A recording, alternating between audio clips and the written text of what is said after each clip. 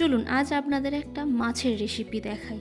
প্রথমেই পেঁয়াজ, আদা, রসুন কেটে নিতে হবে। অন্যদিকে কড়ায় তেল গরম করতে দিয়ে পোস্তও বেটে নিতে হবে। তেল গরম হয়ে গেলে মাছগুলো উল্টে পাল্টে লাল লাল করে ভেজে নিন এবং ওই একই তেলে পেঁয়াজগুলি দিয়ে দিন।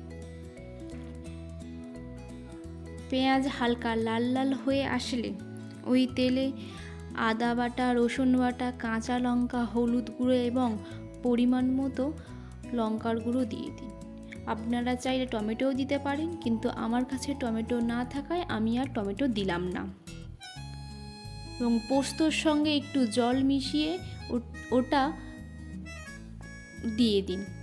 দেওয়া হয়ে গেলে ফুটে উঠবে এবং পরিমাণ মতো লবণ এবং মাছগুলো দিয়ে দিন। রস মরে আসলে ওপর দিয়ে সর্ষের তেল ছড়িয়ে গরম গরম ভাতের সাথে পরিবেশন করুন।